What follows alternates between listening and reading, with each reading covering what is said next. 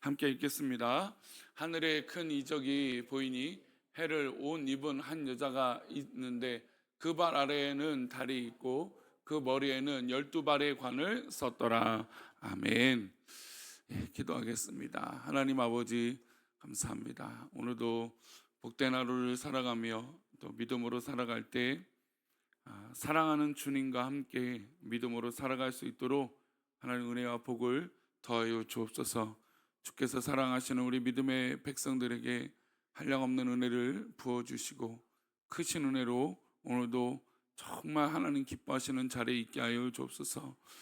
혹이나 하나님 우리 가운데 우리의 마음을 어렵게 만들고 또 자꾸 인간적인 욕심으로 있는 것들이 있다면 하나님 그 모든 것들을 끊어내게 하시고 선하고 복되고 평안한 마음으로 또 협력하여 선을 이룰 수 있는 넉넉한 믿음의 그릇이 되어질 수 있도록 하나님 복을 내려 주옵소서. 이 시간 1,000번대로 드려지는 예물들과 또 범사에 감사에 드려진 예물을 기뻐 받아 주옵시고 말씀을 나눌 때에 주님 우리와 함께하여 주옵소서. 감사하고 거룩하신 예수 그리스도 이름으로 기도올리옵나이다. 아멘. 우리가 살아가는 세상은 가시적인 세상과 또 이 비가시적인 세계로 나눌 수 있습니다. 가시적인 세상이라는 건 눈에 보이는 이런 물건들, 건물들, 또 사람들 이런 거죠. 눈에 보이는 것 얘기합니다. 그러나 가시적인 것만 이 세상에 있는 것이지 않죠. 또 보이지 않는 뭐 공기, 산소, 뭐 우리가 다 할 수 있는 어떤 그런 이 보이지 않는 이 비가시적인 것들이 분명히 있습니다. 더더욱 믿음의 사람들에게는 비가시적인 세계가 굉장히 중요합니다. 당연히 비가시적인 세계라는 것은 영적인 세계를 말하는 것이죠. 영적인 세계는 영적 싸움이 있습니다. 빛의 자녀들과 어둠의 세력들이 다투는 영적 세력, 이 영적 싸움이 있는 것이죠. 어둠의 세력을 주관하는 자가 누구일까요? 당연히 사탄입니다. 마귀죠. 오늘 본문은 이 사탄의 정체가 무엇인지, 빛의 자녀들인 우리가 그들을 어떻게 대항해야 될지 깨닫고 도전을 주고 있습니다. 우리 1절 말씀을 먼저 보겠습니다. 1절입니다.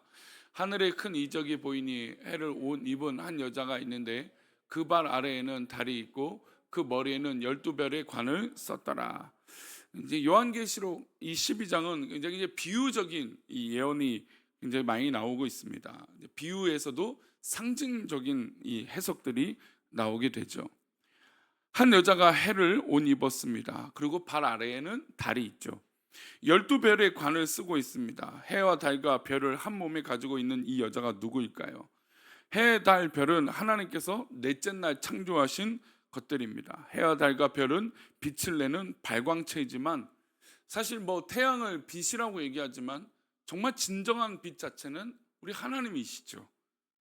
하나님은 첫날 빛을 창조하시고 넷째 날 해와 달과 별을 창조하셨습니다. 그래서 이 영광 자체, 이 빛 자체는 아니지만 영광을 비추는 반사체가 되는 것이고 또 이 여자라고 하는 의미입니다. 여자가 이 반사체 또 이 빛을 갖고 있는 이 함께하고 있는 모습으로 지금 상징을 비유로 예언을 하고 있습니다. 여자는 그런 의미에서 이 12 별을 가지고 있으니 이 구약과 신약의 12 제자를 상징하고 있는 것이고 12 아들들을 상징하고 있는 것이고 또 믿음의 백성들이라고 상징할 수 있는 것이고 또 결국에 믿음의 백성들이 모인 교회라고 말할 수 있습니다. 교회는 영광 자체는 낼 수 없어요. 그러니까 교회가 복되고 선한 건 맞지만 교회는 영광 자체가 아닙니다. 마치 해와 달과 별을 하나님께서 만드신 것처럼 교회는 영광스럽고 복된 것은 맞지만 빛 그 자체가 되지 못합니다. 그리스도가 아니기 때문이죠. 그러니까 완벽한 존재이신 그리스도가 아니기 때문에 완벽한 어떤 그런 영광은 낼 수 없습니다. 하지만 교회 그리스도의 피값으로 세운 것이 바로 교회인 것이죠. 교회는 영광을 드러내고 영광을 비추는 곳이고 교회 공동체는 믿음 생활하는 하나님의 백성들의 이 영광된 삶을 보여지는 곳이 바로 교회입니다. 그리고 특히 구약 교회의 위대한 공헌을 말씀합니다. 2절 말씀인데요. 함께 읽겠습니다. 이 여자가 아이를 베어 해산하게 되매 아파서 애를 쓰며 부르짖더라. 여자를 교회라고 했는데 여자가 아이를 해산하게 됐습니다. 구약의 교회는 오실 메시아를 준비하고 있는 공동체인 것이죠. 그러니까 이 구약의 교회가 아이를 베어서 예수 그리스도를 탄생하게 하시는 이런 과정이 있다라는 것이죠. 그래서 구약과 신약은 메시아를 중심으로 이루어져 있는 것입니다. 구약의 이 여인이 이 교회가 아이를 품고 해산하게 될 때, 바로 주님이 탄생하시는 이 놀라운 때를 말하고 있는 것이고, 바로 교회가 그런 역할을 하는 것입니다. 구약은 오실 메시아를 바라고 있고, 신약은 오신 메시아를 증언하는 것입니다. 여기서 아이는 예수 그리스도를 의미합니다. 구약의 교회가 예수 그리스도를 준비했고, 하나님께서 교회를 통해서 예수 그리스도를 이 땅에 보내주신 것입니다. 여자가 교회라면 아이는 예수 그리스도고, 사탄과 악의 세력이 이 교회와 예수 그리스도를 당연히 가만히 둘 리가 없죠. 우리 3절과 4절인데요, 보겠습니다. 하늘에 또 다른 이적이 보이니 보라, 한 큰 붉은 용이 있어 머리가 7이요 뿔이 10이라. 그 여러 머리에 7 왕관이 있는데 그 꼬리가 하늘의 별 3분의 1을 끌어다가 땅에 던지더라. 왕이 해산하려는 여자 앞에서 그가 해산하면 그 아이를 삼키고자 하더니. 계시록에서 말하는 용은 누구를 상징할까요? 사단을 상징합니다. 그러니까 지금 교회를 상징물이 있고, 교회를 통하여 구약의 교회를 통하여 예수 그리스도가 이 땅에 태어나셨다고 했죠. 그러면 이 구약 이 계시록에 말하는 용이 사탄인데, 이 사탄이 당연히 이 교회와 예수 그리스도를 가만둘 리가 없는 것입니다. 용이 짐승에게 권세를 주었다 할 때 짐승은 국가 권력을 말합니다. 그러니까 이 당시 사도 요한이 예언할 당시 이 로마와 국가 권력이 일반 사람들과 또 믿음의 백성들을 핍박을 했잖아요. 그러니까 지금 이 짐승이 갖고 있는 이 권력, 이 국가가 갖고 있는 권력이 바로 이 사단의 어떤 움직임에 있을 수 있다. 용이 짐승에게 권세를 주었다 했을 때 이런 어려움과 핍박이, 이 잘못된 국가 권력이 이런 사단의 앞잡이 행위를 할 수 있다는 겁니다. 그러니까 국가 자체가 잘못됐다는 게 아니라 하나님의 인도하신 가운데 있는데, 잘못된 국가 권력은 믿음의 백성들을 이렇게 핍박할 수 있다는 것이죠. 용의 정체를 가만히 보면 머리가 7이고 뿔이 10이라고 말하고 있어요. 계시록에서 7이라고 하는 숫자는 하늘의 수와 땅의 수를 합친 것이죠. 그러니 사탄의 세력이 용의 7 머리를 가졌다는 건 이 땅의 권력과 하늘의 권력을 지금 마치 다 부리는 듯한 모습을 갖고 있는 것이죠. 그러니까 세상 사람들이 볼 때 이 마귀가 갖고 있는, 사단이 갖고 있는 권력이 대단하고 엄청나 보이는 것입니다. 왜냐하면 땅과 하늘을 다 다스린 것처럼 보여지기 때문이죠. 사탄의 세력은 사람들이 볼 때 뭐 이렇게 완벽할 수 없을까라고 할 정도로 이 부러움의 대상이 될 수 있습니다. 사탄은 자신이 추악한 모습을 사람들에게 있는 모습 그대로 보여주지 않습니다. 물질로 포장한다든지 완벽한 힘으로 포장하고 미혹합니다. 그래야 사람들이 미혹돼서 우러러 보겠죠. 야, 대단하다, 저 권력이 힘이 있구나 라고, 마치 세상 권력을 잡고 있는 사람을 우러러 보는 것처럼 그 사탄은 그렇게 우리들을 미혹하게 하는 것이죠. 사도 요한이 계시록을 기록할 당시에 사탄은 로마 권력의 이 배후에 있었습니다. 완벽해 보이는 이 로마 황제의 권력 배후에는 사탄의 세력이 존재하고 있었죠. 그러니 오늘 우리는 이 영적인 분별력을 가져야 됩니다. 악의 세력이 여자를 낳은 아이를 삼키려고 일을 벌이고 있어요. 하나님의 아들 예수 그리스도가 있는 이 교회를 삼키려고 사단은 계속해서 이 세상 권력과 어떤 힘을 가지고 우리를 미혹합니다. 교회는 사탄의 세력에 핍박당하고 있죠. 우리 5절과 6절인데요, 함께 보겠습니다. 여자가 아들을 낳으니 이는 장차 철장으로 만국을 다스릴 남자라. 그 아이를 하나님 앞과 그 보좌 앞으로 올라가더라. 그 여자가 광야로 도망하며 거기서 1260일 동안 그를 양육하기 위하여 하나님께서 예비하신 곳이 있더라. 여자가 광야로 도망했습니다. 여자는 말씀드린 대로 뭐라고 했죠? 교회를 상징한다 했죠. 교회가 광야는 어떻게 보면 고난이 펼쳐지게 됩니다. 교회가 고난을 당하는 것은 어떻게 보면 당연한 일이죠. 도미티아누스 황제인 이 황제가 이 교회를 핍박할 때 교회는 지하로 숨어들었고 이 카타콤에 들어섰습니다. 우리가 내년에 이제 물론 첫 번째로 우리가 이스라엘과 뭐 요르단 위주로 이 성지 순례를 꿈꾸고 있지만, 만약에 이 전쟁이나 이 어려움들이 있다면 이 그리스와 터키를 가려고 합니다.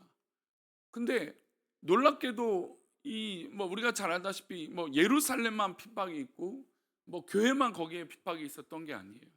로마로부터 또 이 터키로부터 또 많은 교회들이 이 땅굴을 파고 핍박을 피해서 지하 교회에서 예배를 드리고 하나님 말씀을 가르쳤다는 거죠. 그러니까 놀라운 이 하나님 앞에 그 생명력을 가지고 핍박 가운데도 교회를 유지하고 신앙을 유지했다라는 거예요. 이게 굉장히 중요해요. 지금 마치 마귀는, 사단은 이제 교회를 핍박하고 그리고 이 고난을 줘서 이 광야로 내몰게 됩니다. 어떻게 보면 믿음의 백성들은 이 광야가 어떻게 보면 필수적인 조건이라고 할 수 있어요. 광야 가운데 우리가 내몰리게 됩니다. 하지만 우리의 진짜 믿음은 광야에 내몰린다 할지라도 우리는 포기할 수 없는 진실한 믿음이 우리 가운데 있는 것이죠. 오늘 우리에게 고난과 어려움이 주어지고 하나님 백성답게 살려고 애를 쓰면 쓸수록 세상은 우리를 시험에 들게 만듭니다. 그리고 마귀는, 사단은 우리를 더 박해할 것이죠. 이것을 우리는 조금도 이상하게 여길 이유가 없습니다. 당연히 세상은 교회를 핍박하고 믿음의 사람들을 어렵게 만드는 것입니다. 이 로마 황제뿐만 아닙니다. 공산당 치하에서도 그랬고 오늘 이 시대에도 세상의 권력은 교묘한 방법으로 교회를 핍박하고 우리 신앙을 내몰고 있다는 것이죠. 계시록은 이어서 용이 어떤 세력인지 말하고 있어요. 우리 9절인데요, 함께 보겠습니다. 큰 용이 내쫓기니 옛뱀 곧 마귀라고도 하고 사탄이라고도 하며 온 천하를 깨는 자라. 그가 땅으로 내쫓기니 그의 사자들도 그와 함께 내쫓기니라. 큰 용은 사탄이었습니다. 그 정체가 옛뱀이라고 했죠. 옛뱀은 어떤 존재입니까? 아담과 하와를 유혹하고 속였던 자입니다. 옛뱀의 정체는 바로 사단이고 마귀죠. 옛뱀은 하나님 말씀을 가지고 장난을 쳤습니다. 하나님은 선악과를 먹으면 정령 죽으리라고 말씀하셨는데 옛뱀은 결코 죽지 않는다라고 거짓으로 바꿔버렸습니다. 옛뱀은 오늘도 예전이나 하나님 말씀을 더하기도 하고 빼기도 합니다. 우리가 옛뱀에 미혹되지 않으려면 어떻게 될까요? 당연히 말씀 앞에 바로 서야 됩니다. 그렇지 않고 흐릿하게 알고 분명하지 않으면 우리는 언제나 이 유혹에 넘어질 수밖에 없는 것이죠. 그리고 옛뱀은 사람들에게 뭘 심어주냐면 교만을 심어줍니다. 이것을 먹는 날에는 어떻게 될까요? 너희 눈이 정녕 밝으리라 라고 하면서 아담과 하와를 유혹하지 않았습니까? 옛뱀은 오늘도 우리에게 교만을 주입합니다. 야, 내가 너보다 낫고 우리의 목은 더 뻣뻣하게 만드는 교만은 하나님 백성들이 절대로 해서는 안 될 일이죠. 아담과 하와가 하나님과 같아지려고 선악과를 먹었습니다. 그래서 이제 우리 교만이라는 것이 우리가 교회 안에서 자꾸 잘못 해석될 때가 있는데, 교회는 사람들 앞에서 교만하는 것, 그거는 두 번째, 세 번째 문제예요. 성도들이 교만한다는 건 뭐 우리가 볼 때 사람들 앞에 교만하다? 이거는 정말 2차원적이고 다른 차원의 얘기예요. 그건 당연히 우리가 경계해야 될 거죠. 그럼 가장 중요한 건 하나님 앞에 교만한 것이 가장 무서운 문제예요. 하나님 앞에 교만하면 중심을 잃어버리게 돼요. 하나님 앞에 교만하면 목사도 넘어지게 되고 성도도 넘어지는 건 당연한 것이죠. 목사가 교만해지면 하나님보다 우선되게 됩니다. 그보다 더 무서운 게 어디 있습니까? 성도가, 또 중직자가 하나님 앞에 교만하면 어떤 우선순위들을 다 그렇게 되는 것이죠. 마치 아담과 하와가 하나님 말씀을 들었음에도 불구하고 어기는 것처럼 하나님 앞에 교만하면 하나님 말씀도 어기게 된다라는 것이죠. 그러니 우리는 예수님께서 우리에게 좁은 길로 걸어가라고 하셨고 말씀으로 살아가라고 하셨고 또 좁은 길과 고난의 길과 십자가의 길을 걸어가게 하셨다는 것을 잊지 말아야 됩니다. 우리는 그 길이 선택의 길이 아니에요. 나를 따라오려거든 십자가를 지라고 하셨던 이 어제 오후의 말씀은 사실 우리가 예수를 믿잖아요. 그러니까 믿는 사람들이라면 이건 이 어떤 그런 가능을 갖고 있는 말씀이 아니에요. 나를 따라오려거든 하는데 여기서 예수님을 안 따르려고 하는 사람이 있습니까? 여기서 예수님을 믿지 않으려고 하는 사람들이 있나요? 당연히 예수님 믿는 사람들이고 당연히 우리는 예수님을 따르려고 하는 사람입니다. 그러면 예수님을 따르는 사람들이 바로 우리인데 우리는 당연히 뭘 지는 사람들이에요? 십자가를 지는 사람들이죠. 이거는 조건이 아니라 필수적인 거예요. 그렇다면 우리가 이 사단의 유혹과 어려움들을 이기며 십자가를 지며 살아가야 될 텐데 여러분 그럴 때마다 우리가 고민하고 준비해야 될 건 언제든지 사단은 우리를 넘어뜨리려 하고 우리에게 유혹한다라는 거예요. 여러분 아담과 하와가 뭐 연약해서 속았을까요? 아담과 하와가 부족해서 그랬을까요? 그렇지 않죠. 여러분 아담과 하와니까 뭐 죄를 저질렀다? 아니에요. 우리도 똑같은 존재죠. 우리도 언제든지 아담과 하와처럼 범죄할 수 있다라는 겁니다. 그래서 믿음의 사람들이 더 조심하고 더 겸비해야 되는 것이에요. 옛 뱀은 우리에게 십자가를 버리고 넓은 길로 가려고 유혹을 합니다. 옛 뱀에는 미혹되지 마시고 좁은 길, 고난의 길, 십자가의 길을 우리는 붙잡고 걸어가야 될 줄 믿습니다. 우리가 하고 있는 봉사의 현장에도 이것은 동일합니다. 내가 하고 있는 봉사가 내 힘과 내 의를 드러나는 현장이라면 그것은 당장에 멈춰야 됩니다. 교회 안에서 내 목소리가 커진다고 하면 점점 더 그 일을 멈춰야 되는 것이에요. 하나님께서 기뻐하시는 길은 우리는 오히려 겸손하고 십자가의 길이 우리에게 우선이 되는 겁니다. 계시록은 이어서 믿음의 백성들이 어떻게 살아가야 되는지 알려주고 있어요. 그러니까 이 핍박과 유혹이 심한 이때 어떻게 살아가야 될까? 12절입니다. 함께 읽겠습니다. 그러므로 하늘과 그 가운데 거하는 자들은 즐거워하라. 그러나 땅과 바다는 화 있을진저 이는 마귀가 자기의 때가 얼마 남지 않은 줄을 알므로 크게 분내어 너에게 내려갔음이라 하더라. 하늘과 그 가운데 거하는 자들이 이러할 때 거한다라는 말은 스케노라고 하는 말입니다. 스케노라고 하는 이 말은 계시록에서 가장 중요한 말인데 영적 임재 가운데 우리가 살아간다는 것이죠. 하늘과 그 가운데 거하는 자들, 그러니까 이 거하는 자들이라는 것이 바로 영적 임재를 받고 있는 자들이라는 것이죠. 영적 임재를 경험하며 좁은 길을 걸어가는 삶, 교만이 아니라 겸손의 길을 가는 사람들인 것이죠. 이 마귀는 사단은 이 말세에 될수록 이런 유혹들을 우리에게 더 도처에 깔아놓고 있어요. 이럴 때일수록 스케노, 즉 하나님의 임재 가운데 우리는 더욱더 살아가야 돼요. 내가 봉사하는 현장에, 내가 오늘도 살아가는 현장에, 내가 무엇을 하는 그 현장에 하나님의 임재를 사모하고 살아가야 될 줄 믿습니다. 오늘 우리는 인생의 옛뱀 사단의 세력이 오늘도 우리를 유혹하고 넘어뜨리려고 한다는 것을 잊지 마시고 스케노, 즉 하나님의 임재 가운데 승리하는 저와 여러분 되시기를 축원합니다. 기도하겠습니다. 하나님, 아담과 하와를 속였던 저 옛뱀은 지금도 우리를 유혹하고 넘어뜨리려고 합니다. 우리를 교만하게 만들고 우리를 십자가를 지지 않도록 만들고 있습니다. 하나님, 우리가 그럴 때마다 깨어있게 하여 주시고 하나님의 영적 임재를 경험하며 그 영적 임재 속에 봉사하고 살아가게 하여 주옵소서.